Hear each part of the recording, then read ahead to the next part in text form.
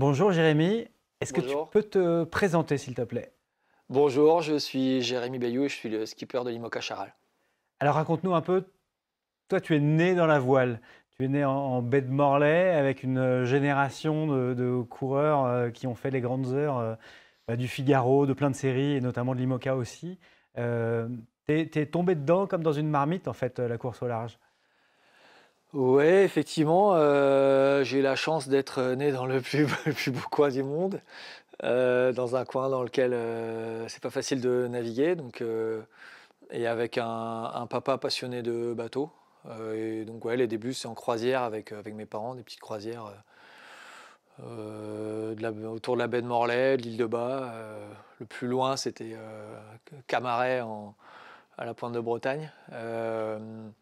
Et puis voilà, adorant cet univers-là, être en mer, j'ai vite pris goût à faire de l'optimiste et à la compétition avec l'optimiste. Et puis bah, là, j'ai croisé ouais, des camarades et des copains pour la vie que sont Armel Lecléache, Nicolas Troussel, Yann Eliès qui était la baie de Saint-Brieuc, pas trop loin non plus. Et voilà, ouais, avec Armel, Nico et puis Yann, on a beaucoup navigué ensemble, et puis on a beaucoup navigué aussi les uns contre les autres en dériveur, sur tout ce qui passait, dériveur, corsaire, habitable, et puis à la fin sur la solitaire du Figaro avec quelques victoires à nos actifs respectifs, et voilà, l'histoire est super sympa. Ouais. L'histoire est assez géniale hein, d'avoir pu tous vous suivre comme ça sur la longueur, en allant toucher vos rêves les uns après les autres et en allant tous réussir des performances assez extraordinaires au niveau sportif. Ah ouais, ouais, c'est sûr, en y repensant, je pense que gamin, quand on était ensemble sur les courses en habitable, les Tours du Finistère ou les Tresco Trophées à Morlaix, juste la solitaire du Figaro, regarder la solitaire du Figaro et suivre la solitaire du Figaro, ça nous faisait rêver. On était comme des dingues à regarder les classements et aller aux escales quand c'était à côté de la maison. Donc ouais, on rêvait. Donc de là à se retrouver au départ la solitaire du Figaro, déjà, pour nous, c'était ouais, un rêve de gamin. Alors la gagner plusieurs fois comme on l'a fait tous les trois, et même après participer au Vendée, comme on l'a fait tous les trois aussi, et le gagner comme a pu le faire Armel, je pense qu'on l'imaginait même pas. Donc ouais, c'est une histoire assez improbable. Ouais. Ça veut dire que très vite pour toi, tu as vu ton avenir uniquement dans la course au large et dès 20 ans, tu es déjà sur la solitaire du Figaro.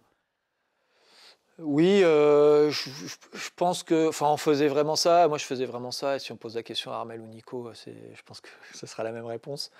Alors, on s'éclatait à faire ça, en fait, quoi. Et on avait la chance d'être vraiment les pieds dans l'eau, de pouvoir un peu naviguer quand on voulait. Nos parents nous laissaient faire. Et je pense qu'aucun de nous trois se voyait faire autre chose que travailler ou évoluer dans ce milieu-là. Alors on ne savait pas trop comment on allait y arriver, hein. Est-ce que ça allait être en étant technicien ou en étant navigant voilà, on ne savait pas, mais je pense qu'on savait qu'on voulait évoluer dans ce milieu. Et après, je pense, voilà, ça se fait de fil en aiguille, en fait, ça se fait d'embarquement en embarquement, de petits résultats en gros résultats, et toujours avec la passion de naviguer. Je pense que aucun de nous n'a jamais refusé un embarquement, en fait, quoi. Et on faisait les entraînements des riveurs le mercredi et le samedi. Et le dimanche, on allait faire la régate en habitable. Pendant les vacances, c'était tous les jours. Moi, j'allais naviguer le soir, je rentrais du lycée, et si j'avais fait mes devoirs, j'avais le droit d'aller naviguer au pied de la maison. Donc, je naviguais de 18 h jusqu'à ce qu'il fasse nuit, tout seul avec mon dériveur. Ouais, on était complètement accro, quoi. Et voilà, et du coup, à la fin, ça s'est fait un peu naturellement. À la fin, ce métier-là qui n'existait pas vraiment en nous quand on était gamin ou adolescent, et qui commençait à se professionnaliser avec Jean Le Cam, avec Michel Desjoyaux et avec le Finistère Course au Large qui était en train de voir le jour. Ces gens-là ont créé le métier. Et puis à nous, du coup, de fil en aiguille, on a accédé à ça. Et puis on n'est jamais sorti de ce qu'on peut appeler un rêve. Ouais. Est-ce que tu peux nous raconter justement comment vous viviez, comment vous voyiez à l'époque le Vendée Globe qui vivait ses premières grandes heures? Avec des yeux un peu effrayés, quoi. Moi, j'ai vraiment le souvenir d'avoir acheté le Voiles et Voiliers spécial Vendée Globe de 1989 et de feuilleter le magazine avec des yeux émerveillés. On voyait les bateaux en navigation et puis on voyait l'intérieur des bateaux aussi. C'était des énormes tables à cartes. Je me rappelle, Jeantot, il avait un siège de pilote d'avion de chasse. Et les bateaux étaient si différents et on avait l'impression qu'ils ne savaient pas vraiment où ils allaient quand même. C'était des bateaux hyper larges, on n'avait jamais vu ça. Donc, donc c'était très loin de moi, quoi. C'était vraiment, j'avais des yeux ébahis quand je regardais ça. Et pas du tout la conscience ou ni l'envie, ni quelque part même le rêve de faire ça, parce que c'était tout nouveau, personne ne savait ce que ça allait donner. Et puis petit à petit, ouais, j'ai regardé ça de loin, et puis après je suis venu sur les départs. Et après j'ai eu la chance de faire la saison en double à Transat Java avec Vincent Rioux en 2003. Et en 2004, il gagne le Vendée. Et là, ça m'a vraiment, ça a fait tilt. Je me suis dit, ben voilà, t'as navigué en double avec Vincent, ça s'est super bien passé. Et puis Vincent derrière, il gagne le Vendée. Donc, alors de là à gagner le Vendée, ce qu'a fait Vincent, c'est un truc majuscule, hein. Et personne l'attendait. Et puis il a dominé la course avec Jean Le Cam de bout en bout. Il a fini par gagner avec une assurance juste incroyable. Donc de là à gagner le Vendée, j'y étais pas encore, mais je me suis dit, bah, tiens, peut-être que c'est une course qui pourrait qui pourrait être intéressante. Et puis derrière, je gagne la solitaire du Figaro. Et puis à l'époque, quand tu gagnais la solitaire du Figaro, il y a quelques micros qui se tendent. Et avant moi, on te demandait, bah, maintenant tu as gagné la solitaire, qu'est-ce que tu veux faire? Puis la réponse c'était, bah, je veux faire du multicoque Orma, parce que c'était la série qui était en vogue. Et puis moi, on m'a tendu le micro et j'ai dit, bah, moi je rêve de faire le Vendée Globe en fait. Et puis avec mon sponsor de l'époque, Deltador, ça s'est fait derrière, avec le petit coup de pouce de Michel Desjoyaux aussi, qui allait taper dans l'épaule de Joël Renaud, qui était le président de Deltador, qui lui a dit, allez, faut l'amener au Vendée Globe, le petit, il vaut le coup. Et puis voilà, ça s'est fait comme ça pour la première participation. Et depuis, je suis toujours là. Et alors c'est ça, ça va être ta vie en fait pendant 20 ans. Et là, tu vas participer à ton 5e Vendée Globe. Ouais, dit comme ça, c'est un peu vertigineux. Et dit surtout quand tu dis que c'est la 10e édition et que j'aurais pris part à la moitié des éditions du Vendée Globe, alors que c'était une course qui était très loin de moi au début, pour laquelle je pensais même pendant mes années Figaro, pas forcément être bien taillé ou bien adapté, parce que j'étais vraiment dans le format Figaro et que les courses de 3-4 jours, ça m'allait bien et que j'avais du mal même à gérer sur une transat. Donc c'était vraiment très loin de moi. Et puis aujourd'hui, oui, je me dis que j'aurais participé à la moitié des éditions. Mais en fait, déjà le temps passe vite. Déjà, j'aime pas rester sur des projets pas aboutis, quels qu'ils soient. Et du coup, voilà, mes 2 premières participations se sont soldées par un abandon. La troisième avec un podium. Et donc voilà, je sais que je suis capable de faire quelque chose de bien sur cette course-là. J'y suis de plus en plus à l'aise. Et voilà, et donc la dernière fois, le scénario était un peu improbable, donc c'était évident qu'il fallait que j'y retourne cette fois-ci. Tu en as fait 4 déjà, même si parfois ils se sont interrompus. Comment tu définis le Vendée Globe aujourd'hui pour quelqu'un qui ne connaît pas du tout? Je ne vais pas être le seul à dire ça, mais c'est un concept simple, c'est le plus simple des concepts, hein. On part d'un endroit, on fait le tour du globe, on revient au même endroit, en solitaire et sans escale et sans assistance. Et le fait que le concept soit tellement simple, ça rend l'exercice tellement compliqué, quoi. Donc, au final, je pense qu'on ne peut pas faire plus compliqué. Donc, pour moi qui aime bien les choses un peu casse-tête et les gros challenges, au final, ça me correspond bien. Voilà, l'équation, elle est vraiment pas simple à résoudre.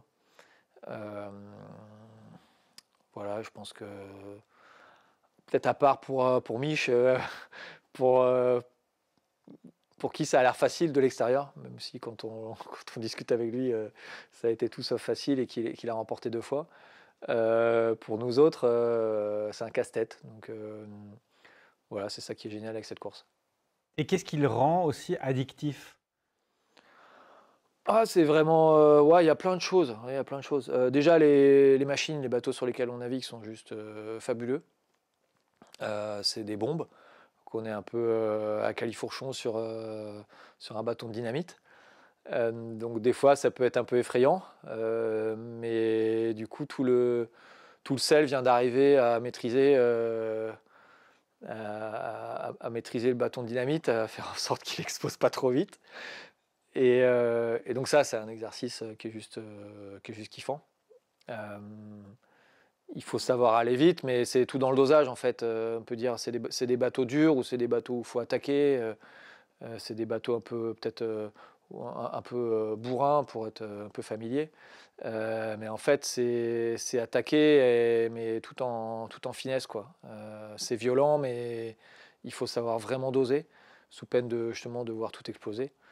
Et cet exercice-là, du coup, dans la façon de mener le bateau en solitaire et aussi de préparer la course, pour le coup, plutôt en équipe. Designer le bon bateau, lui faire faire les bonnes évolutions, lui faire faire la bonne mise au point, avoir la bonne compréhension, l'adapter à soi-même. C'est un exercice qui est passionnant. Et puis après, bah, être en mer, en solitaire, c'est un exercice que moi j'adore, qui est depuis le temps devenu un peu une seconde nature et duquel je pense que j'aurais beaucoup de mal à me passer. Donc voilà, je pense on a vraiment beaucoup de chance à la fois d'être sur ce parcours et en solitaire et à la fois d'être sur ces bateaux-là. Ouais. Ça veut dire que tu penses déjà au prochain? Non, pas forcément, mais si ça devait s'arrêter là, à ce Vendée Globe-là, je sais que je ferais d'autres courses en solitaire, quoi. Donc s'il devait pas y avoir d'autres Vendée Globe, ouais, c'est vraiment un exercice que j'adore, que ce soit le Figaro, que ce soit des Transats ou le Vendée. Ouais, je suis à l'aise sur ce support-là, en tout cas sur le fait d'être en solitaire. Donc je pense que ça, j'arrêterai vraiment jamais. Non. Pourtant, tu as aussi navigué en équipage et ça s'est bien passé. Tu as aimé ça aussi, je crois. Ouais, je pense que pour aimer le solitaire, il faut quand même faire un peu d'équipage de temps en temps. Donc ouais, je pense que je suis assez adaptable. Et justement, je pense que le bon solitaire, c'est quelqu'un qui doit être adaptable. Je pense que l'image d'Épinal de dire le solitaire, il est renfermé sur lui-même, un peu bourru, un peu arrêté sur ses idées, et puis et très, très solitaire dans le sens aimant la solitude. Je pense que c'est ni la bonne image et c'est ni le bon fonctionnement pour faire un bon navigateur en solitaire. Je crois qu'au contraire, quand tu es solitaire, il faut avoir l'esprit hyper ouvert. Il faut accepter que ça ne se passe pas comme prévu. Il faut vouloir et pouvoir travailler en équipe pour bien préparer son coup en solitaire. Il faut être à l'affût de toutes les nouvelles technologies qui peuvent justement t'aider à mener ces bateaux de folie en solitaire. Il faut regarder les autres, il faut écouter. Voilà, donc le fait de naviguer en équipage, je pense que c'est vraiment un atout pour être un bon solitaire après. Ouais. Faire face à l'imprévu, ça t'est arrivé à chaque édition quasiment. Tu as fait face à soit des arrêts brutaux nets. Et alors, tu vas nous raconter comment on digère ça, comment on passe au-delà et on imagine revenir un jour sur cette course qui, à ce moment-là, doit être extrêmement douloureuse quand ça s'arrête net après avoir travaillé dessus pendant plusieurs moments, plusieurs années, je veux dire. Et puis aussi, cette idée de ben, être capable de s'adapter et de faire avec ce qu'on a. Et je repense là à ton édition de Vendée Globe où très vite, tu perds tous tes moyens de communication et tu vas quand même faire ton meilleur résultat sportif jusqu'à la dernière édition du Vendée Globe, où là encore, tu as un imprévu. Au bout de 4 jours, ça s'arrête, mais tu reviens, tu répares, tu repars avec 9 jours de retard. Et quand même, dans la douleur, tu vas aller chercher une 13e place. Et voilà, comment cette résilience, elle se construit dans la vie d'un marin et elle devient un socle en fait de tes qualités. Je sais pas trop. Je pense que je m'en passerai. Maintenant, je pense qu'à la base, je suis un travailleur et j'ai ce côté opiniâtre, tendance têtue, qui fait que je ne m'arrête pas à la première difficulté, quoi. Alors, je dis pas que je recherche les difficultés, parce que j'ai un peu cette réputation-là de celui qui aime quand c'est dur et compagnie. Non, c'est souvent dur, euh,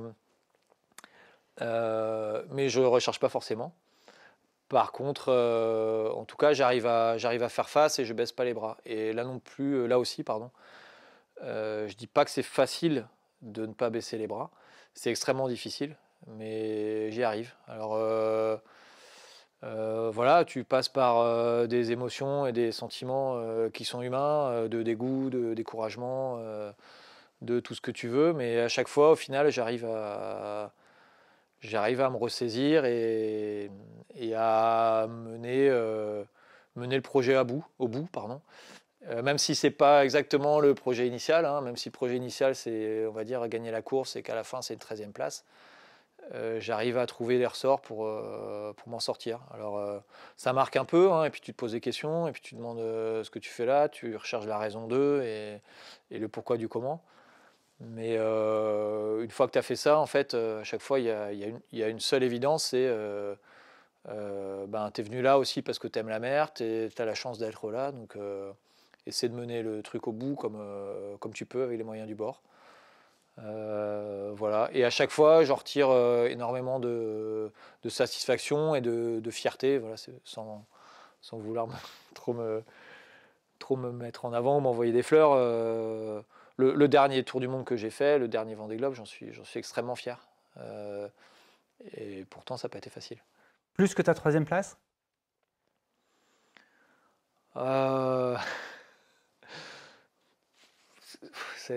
non, c'est dur à dire. Tous tes Vendée Globe, comme tous tes enfants, tu ne peux pas dire lequel tu préfères au final. J'ai la satisfaction de tout ce que j'ai fait, même les abandons, les circonstances à chaque fois sont particulières et tout n'est pas à jeter. Bon, non, je préfère ma troisième place quand même. Qu'est-ce que tu gardes justement de cette troisième place qui, encore une fois, s'était courue là aussi un peu avec bah, des pépins qui ne sont pas anodins, ne plus avoir de moyens de communication, c'était quand même une sérieuse épine dans ton pied. Ouais, c'était une sérieuse épine dans mon pied. C'est des bateaux quand même qui sont compliqués à mener avec des pannes électroniques à répétition et qui sont encore plus difficiles à mener quand on n'a pas accès à la météo, ce qui était mon cas, ou à vraiment des petits bulletins que j'arrivais à attraper avec mon iridium. Euh, et du coup, en fait, après, ça fait appel à ton sens marin, à ta préparation, à ce que tu as déjà vécu, à ton observation. Et, et du coup, à tous les fondamentaux que tu as travaillé et que tu connais depuis ben, justement les premiers bords en baie de Morlaix. Et nous qui sommes nés à peu près en même temps que le GPS, on s'est navigué sans le GPS, juste avec ta carte et ton sondeur, et en levant le nez. Et on s'est navigué aussi avec des ordinateurs. Je pense on est vraiment la génération intermédiaire avant la génération ordi. Et du coup là, ouais, c'était sans météo, sans ordi. Et en vrai, je me suis vraiment éclaté à mener cette navigation-là. Et je me suis prouvé à moi-même que c'était possible, que je pouvais le faire. Je me souviens d'un petit mot d'encouragement que j'avais réussi à accrocher. Je pense que j'avais envoyé un texto à terre et je sais plus qui m'avait transmis un mot d'encouragement d'Alain Gauthier qui avait dit si tu arrives à le faire comme ça, sans moyen de communication, ça sera un réel exploit. Et voilà, j'avais pris le challenge un petit peu au mot. Et ouais, au final, je suis super fier de ce que j'ai fait. Et donc voilà, vraiment le côté fierté d'arriver à boucler la course comme ça, d'avoir bien mené le bateau, notamment dans le sud, et de faire troisième à l'arrivée. Et puis aussi, après, ben, le constat que entre moi qui fais troisième et Armel et Alex Thompson qui font 1 et 2, il y a quasiment une semaine, enfin, ouais, il y a un gouffre. Et du coup, de me dire, voilà, peut-être que quelque part sur ma préparation et sur tous les moyens mis en œuvre, quelque part, le mieux accroché, c'était une troisième place, mais il reste encore du travail, il reste un gap à franchir avant de pouvoir postuler à la victoire. Et voilà, ça m'a donné une petite référence de ce qu'il fallait mettre en route pour un jour pouvoir espérer gagner le Vendée Globe. Et c'est ce que j'ai la chance de pouvoir faire avec Charal, que j'ai eu la chance de pouvoir faire avec Charal depuis la dernière édition et qu'on va essayer de faire aboutir cette fois-ci. Alors, parlons-nous justement de ce bateau 2024, un bateau que tu as mis très tôt à l'eau, que tu as développé avec Franck Camas. Vous avez beaucoup travaillé, vous avez amené plein de choses. Je crois d'ailleurs que tu as encore changé des safrans là récemment. Est-ce que tu peux nous raconter ce bateau avec lequel tu vas partir, fiabilisé, performant forcément, tu es plein d'ambition pour cette édition. Ouais, effectivement, je crois que la confiance de mon partenaire Charal et le fait d'avoir au final réussi à faire un tour du monde en solitaire, à boucler la boucle la dernière fois avec Charal 1, ça m'a donné beaucoup de ressources et beaucoup d'expérience et beaucoup de recul pour arriver, je pense, à concevoir un Charal 2 qui est vraiment bien adapté à ce parcours du Tour du Monde en solitaire. Alors c'est pas uniquement le cas de Charal 2, je pense que tous les nouveaux foilers sont beaucoup plus adaptés aux conditions de portant fort dans la brise. Je pense qu'on est capable de faire voler les bateaux et d'être moins sous l'eau que ce que ça n'était le cas il y a 4 ans. Donc on a vraiment, là, entre Charal 1 et Charal 2, il y a vraiment un énorme step qui a été franchi. Mais on a réussi à garder la polyvalence quand même. On a un bateau qui est vraiment performant au pré, qui démarre assez tôt dans les allures médium. Donc voilà. Au pré, je pense qu'on est assez dominant. Sur les autres allures, on est dans les tout bons bateaux. Mais on n'a pas vraiment de gros trous, quoi. Donc Charal 1 avait aussi un peu cette polyvalence que moi j'aime bien garder. J'aime bien être capable de m'en sortir un peu dans toutes les conditions et de ne pas devoir miser sur un océan ou sur un type de conditions. Il y a des bateaux qui sont peut-être un petit peu plus typés que le mien de ce côté-là. Et donc voilà, donc je suis content de ce qu'on a fait, de ce qu'on a mis à l'eau il y a maintenant un peu plus de 2 ans. Et je suis content aussi des évolutions qu'on a pu faire, notamment des nouvelles paires d'appendices qu'on a apportées là en début de saison. Donc voilà, en termes de fiabilité, on a eu des petits contretemps, mais rien d'important, rien de structurel. Donc le bateau, moi j'ai pleinement confiance dans le bateau. Je sais que je peux tirer dessus correctement et voilà, sans dépasser les limites toujours, mais que je ne vais pas tout me prendre à la figure. On a eu beaucoup de temps en navigation. Je pense qu'on est l'équipe qui a le plus navigué depuis le dernier Vendée, sur Charal 1 d'abord, puis sur Charal 2 ensuite. Voilà, donc non, tout va bien, le bateau est à ma main. On est là les derniers jours sur des petits peaufinages. On s'arrête jamais. Je pense que voilà, il y a toujours moyen d'améliorer un petit peu.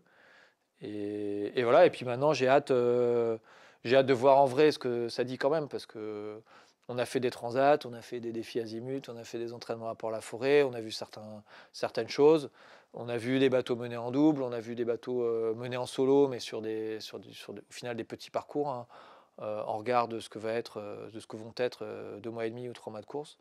Donc j'ai vraiment envie de voir sur la durée ce que ça donne par rapport aux autres, et puis de voir moi quel rythme je vais arriver à tenir ou à imposer d'ailleurs. Et comment tu te situes alors dans cette flotte? Parce que les observateurs te placent dans les 4 favoris, globalement. Tant mieux. Écoute, je dis à chaque fois 2 choses, c'est que, c'est bien de faire partie des favoris, parce que ça veut dire qu'on a bien travaillé et que ce que je pense, c'est que j'ai mes chances et que c'est confirmé par d'autres, donc tant mieux. Par contre, ce statut de favori, il donne pas de points d'avance ou de 1000 d'avance, donc et il peut aussi être un peu piégeux parce que voilà, il y a pas quatre favoris et le vainqueur, il est peut-être pas dans les 4 là, quoi. Je pense que l'exemple de Yannick qui a gagné la dernière fois, il est parlant, hein. Je pense que personne n'avait misé beaucoup d'argent sur lui et à la fin c'est lui qui gagne, donc il faut vraiment se méfier de ces statuts-là. Juste, oui, ça fait plaisir. Il faut pas bouder le plaisir quand il est là. Donc merci à ceux qui pensent que je peux être favori, mais voilà, c'est une fois le départ donné, je pense que tout ça, ça va être oublié. Et en termes de confiance, dans le dernier cycle de Transat, dans ces 4 favoris, bah, tu es le seul à ne pas avoir gagné ta Transat. Est-ce que ça Ouais. joue? Sur ce bateau-là, donc j'en ai gagné sur Maître Coq et pas sur Charal 1, non, c'était une Vendée Arctique. J'ai gagné d'autres courses, donc je ne suis pas traumatisé par ça. Je pense que ce qui serait plus embêtant, c'est de ne pas avoir sorti un seul résultat avec le bateau. Je pense qu'aujourd'hui en IMOCA, déjà être sur le podium, c'est très très relevé. Donc voilà, tous les podiums que j'ai glanés depuis maintenant 7 ans de partenariat avec Charal, ceux-là ils comptent et c'est là-dessus que je me repose. Et voilà, donc il y a quand même des victoires hein, avec ce bateau-là, notamment l'année dernière sur l'Azimut avec Franck. Donc je sais que je peux le faire, je sais que j'ai déjà gagné en solitaire par le passé, je sais que le bateau est capable de gagner, et puis ça fait tellement longtemps peut-être que j'ai pas gagné de transat en solitaire que je vais me rattraper sur ce Vendée Globe-là. Voilà. Et alors sur ce rythme, tu en parlais, vous nous avez montré sur les dernières Transats un niveau de compétition sportive assez dingue et vraiment une émulation de tous ces projets avec tous ces marins talentueux et performants. À quoi tu t'attends sur cette course? Là, si tu fais une espèce de visualisation du départ et de la descente de l'Atlantique, comment tu l'imagines? Je sais pas trop. Honnêtement, c'est un peu pour moi, c'est vraiment la grande inconnue, quoi. Quel va être le rythme? On se doute de ce que certains vont faire ou pas faire. On connaît ceux qui aiment bien être pied au plancher du début à la fin. Je ne suis pas convaincu que sur un Vendée Globe, ça tienne pied au plancher du début à la fin. On connaît aussi ceux qui sont un peu plus diesel. On a vu sur le précédent Vendée Globe que c'était pas très grave d'être diesel parce que ça bloquait devant et qu'au final, à la fin, il y avait toujours un nouveau départ. Mais ça va pas forcément arriver à chaque fois. Et en 2016, on a vu que le classement, on est 4 à être passés à Bonne-Espérance avec le front derrière, ils sont restés englués dans l'anticyclone. Et Paul Meillat derrière, qui faisait partie des 4, a eu un avarie. Et du coup, le podium, il était fait à Bonne-Espérance avec Armel, Alex et moi-même. Donc ça veut dire que si on a les conditions de 2016, il va falloir être devant d'entrée. Voilà, je pense que c'est vraiment la météo qui dicte un peu tout ça au final, quoi. Euh, mais voilà, je pense que ce qu'on a vu sur les transats, il y a une petite partie de vérité en fait sur le rythme que chacun peut ou veut donner ou prendre. Mais je pense que ça va être très différent sur le Vendée. Donc voilà, mystère. Et comme tout le monde, j'attends ça, de voir ça avec impatience. Moi, j'ai une petite idée de comment mener ma course. Raconte-nous alors. Je pense que c'est capital de ne pas griller ses cartouches d'entrée de jeu, quoi. Je pense que la route, elle est vraiment longue. Euh, voilà, donc je pense que c'est important de ne pas avoir laissé toutes ses plumes en cours de route avant le Cap Horn. Voilà, maintenant, au Cap Horn, il ne faut pas arriver avec trop de retard non plus. Donc voilà, c'est quand même une course de gestion, quoi. N'importe quelle compétition qui dure plusieurs jours, plusieurs semaines et là plusieurs mois, forcément à un moment elle demande de gérer et le bateau et peut-être aussi un peu le bonhomme. Donc voilà, je m'apprête à faire une course de gestion. Donc, voilà. Et ça veut dire que le curseur, il va bouger sans arrêt, quoi. Ouais. Et alors raconte-nous comment justement on tente de rester dans sa bulle et de dérouler sa partition sans se laisser influencer parce que l'on voit des classements qui tombent plusieurs fois par jour de la course, de la trace, de la stratégie des autres. Ah, il faut regarder essayer de regarder à long terme ou à moyen terme en fait, voir si on effectivement le classement est pas génial et qu'on a un petit peu de retard, être sûr quand même que ça sera pas rédhibitoire, quoi, qu'il n'y a pas qu'il y a pas un cut là qui est en train de se faire et que derrière, avant le Cap Horn ou après le Cap Horn, ça sera pas rattrapable, quoi. C'est sûr que de se retrouver dans cette situation-là. Par exemple, il y a un paquet qui est parti avec le front à Sainte-Hélène et puis toi, tu es derrière dans l'anticyclone. Être dans cette situation-là, ça veut dire que ça peut être, avec un système météo de retard, du coup, ça peut être compliqué de recoller avant le Cap Horn, voire ça sera impossible de recoller avant le Cap Horn. Et du coup, ça veut dire que ça va faire une partie de la course derrière, mais je pense que c'est pas évident. Mais encore une fois, la remontée après le Cap Horn, elle peut être pleine de surprises aussi. Donc, comment gérer Non, j'aimerais pas me retrouver dans cette situation-là. Ça, c'est sûr. Donc, je vais essayer de l'éviter. Et je pense que si je me retrouve dans cette situation-là, c'est qu'il y a une avarie qui m'a un peu handicapé. Donc, voilà, ça va être des faits de course. Et comme je disais tout à l'heure, des faits de course, j'en ai connu plein et ça m'a pas empêché de continuer. Et j'ai jamais baissé les bras. Donc, j'éviterai de le faire dans cette situation-là. Sur la gestion des humeurs, j'allais dire, mais des émotions, tout simplement, on sait que c'est une succession de montagnes russes, un Vendée Globe en termes d'émotions. Avec l'expérience, comment tu gères ça?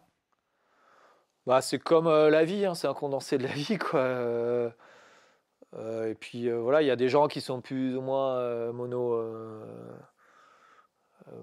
monotones ou qui n'ont pas de grosses variations d'humeur. Mais en moyenne, tout le monde a des variations d'humeur quand même. Ces variations d'humeur, elles sont liées à ce qu'on fait, elles sont liées aux circonstances extérieures et elles sont aussi beaucoup liées à la fatigue.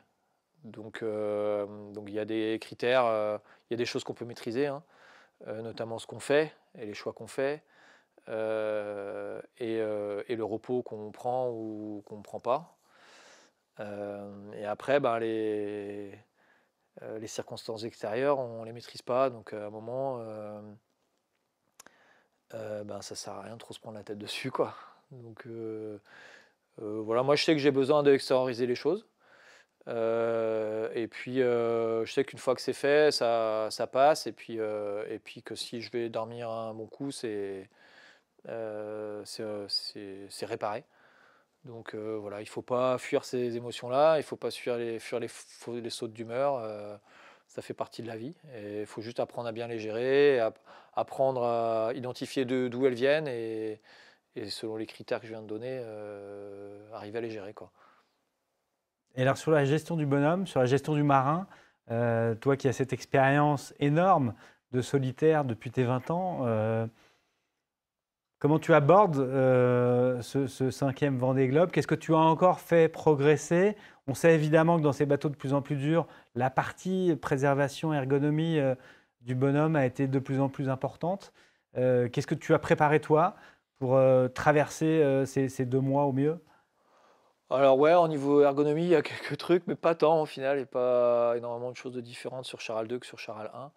Le cockpit est un peu mieux organisé, mais c'est vraiment au détail près, c'est vraiment pour les manœuvres soit plus facile.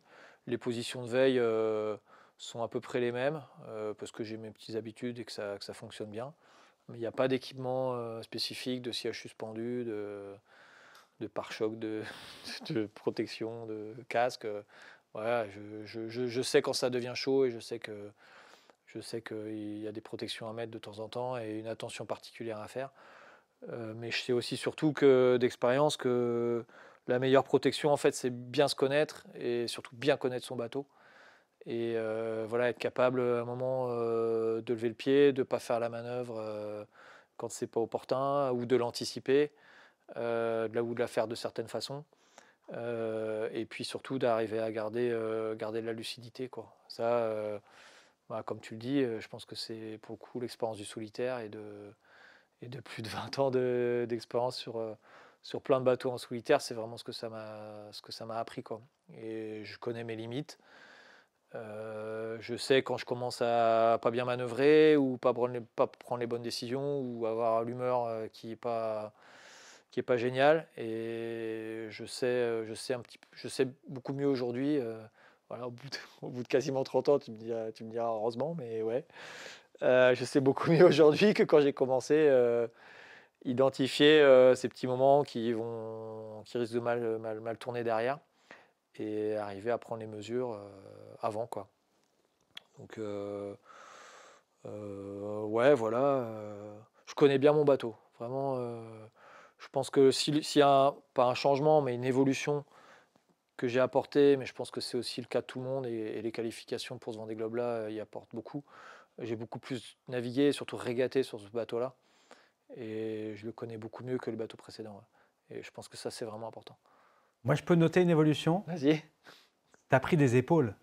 Ah, en muscu ou Ouais, tu as pris un gabarit que tu n'avais pas. Ah oui, peut-être, ouais. Ouais, ouais, ça fait quelques temps que je travaille. Je pense que ouais, ce gabarit-là, je pense que j'avais déjà un peu sur le dernier Vendée.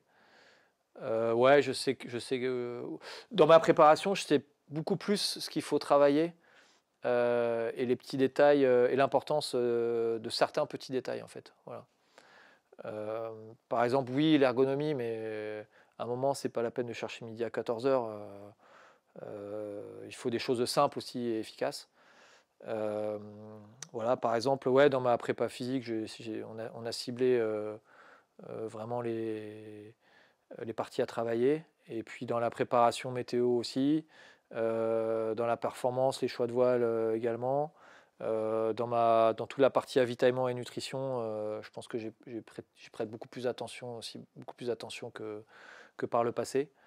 Donc voilà, j'ai l'impression sur ce Vendée d'avoir beaucoup plus travaillé, même si, enfin, c'est pas négatif quoi. C'est pas que je me suis usé au travail, mais j'ai passé beaucoup plus de temps à peaufiner mon affaire que sur les précédents. Et je pense que c'est aussi parce que ouais, j'ai plus l'expérience en fait m'amène à bien anticiper les choses et avoir envie que tout soit bien prêt, quoi. Donc voilà, j'ai pris le temps de faire les choses et j'ai pris beaucoup de plaisir à le faire du coup, quoi.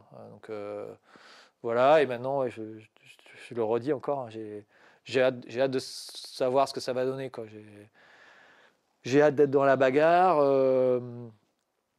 Voilà, forcément, on parle du dernier Vendée. Tout le monde me dit, ah, tu veux pas parler du dernier Vendée? Bah, en fait, si, le dernier Vendée, ça m'a manqué, ça, de ne pas être devant, de ne pas être au coude à coude avec les tout bons. Donc voilà, j'y retourne et j'espère que je vais trouver ça. Donc ouais, je me répète, j'ai hâte d'y être. Tu parlais des voiles. Raconte-nous ton choix. On sait que vous avez un nombre de voiles limité. Est-ce que toi, tu as une botte secrète dans ton jeu de voile? Ah, j'ai une botte secrète dans mon équipe qui s'appelle Bertrand Passé. Donc j'ai la chance que Bertrand ait pris ce dossier en charge et on le gère tous les deux avec Nico Andrieux qui est notre directeur technique et Franck qui a aussi son mot à dire et son analyse qui est pertinente. Mais avec Bertrand, on a une discussion qui est très ouverte et un travail avec la voilerie Norcels qui est hyper efficace. Et pas notre botte secrète, mais notre fonctionnement, c'est que on a fabriqué quelques voiles, mais on n'a pas fabriqué le nombre de voiles limite prévu. On a beaucoup modifié des voiles en fait. Nous ce qu'on pense, c'est qu'une voile, c'est quelque chose d'évolutif. Maintenant, avec les nouveaux matériaux et l'utilisation du 3DI chez Norse, on sait modifier une voile assez facilement. Et ça, on s'est pas limité, quoi. Et donc à la voilerie, à Vannes, ils ont beaucoup vu nos voiles passer. On a fait du bon boulot tous ensemble, je pense. Donc voilà, c'est le moteur du bateau, hein. Donc il faut y passer du temps, essayer beaucoup de choses. Et voilà, c'est tout ça. Et puis ça, c'est du boulot génial à faire, quoi. On est vraiment dans le fine tuning et c'est hyper intéressant. Donc voilà, je pense que Bertrand, il a le même degré d'exigence que moi et j'espère que ça va donner quelque chose de compétitif sur le Vendée, compétitif et fiable, quoi. Faut jamais oublier ce critère-là. C'est un peu ton jeu de cartes, hein. C'est là où tu as tes atouts, en fait, les voiles. Ouais, c'est ça. Après, je pense qu'on n'est pas non plus arrêté sur notre façon de voir les choses. On a vu des jeux de voile assez différents, notamment sur la Jacques Vabre. On a essayé, on a observé, on photographie tous les autres voiles de tous les autres bateaux. On a des mesures aussi sur notre propre bateau. On essaie d'être vraiment rationnel et de rien mettre de côté dans toute la partie préparation. Mais à la fin, et c'était la vérité là, des dernières semaines ou des derniers mois, il faut aussi avoir le bon feeling en fait avec ton set, quoi. Et, et le set qui va marcher sur la Jacques Vabre, je pense que c'est pas le même set qui va fonctionner sur le Vendée, ou en tout cas qui va pas fonctionner tout le temps. Donc ouais, il y a des choix, il y a des cartes à, il y a des cartes à sortir du jeu, et puis il y a des atouts qu'il faut garder. Euh, il faut travailler les points forts du bateau. Notre point fort, c'est vraiment les allures serrées et de puissance. On avait un petit déficit dans les allures de glisse au portant et notamment dans le médium, donc on a beaucoup travaillé ça. Et ouais, il y a des choix fondamentaux à faire et voilà, on espère avoir fait les bons, on espère avoir la bonne main. Qu'est-ce que ce serait un Vendée Globe réussi alors? Le 5e, peut-être pas le dernier? Ah, le 5e, peut-être pas le dernier, ça serait un Vendée Globe sans regret, quoi. Voilà, j'ai pas beaucoup de regrets sur la préparation. Il y a toujours deux, trois trucs que tu aurais aimé faire différemment ou que tu aurais aimé qu'elle se passe mieux. Mais dans l'ensemble, je suis super satisfait de ma préparation.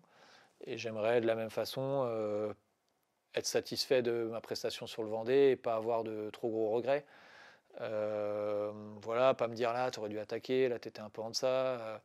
Là, au contraire, tu étais un peu stupide, tu t'es laissé influencer par les autres et tu y allais comme un calu et c'était pas nécessaire et t'as cassé. Et puis voilà, c'est vraiment ouais, une course aboutie, une course, euh, une course sans trop regarder les autres. Les autres, il faut les regarder, mais sans calquer sur les autres.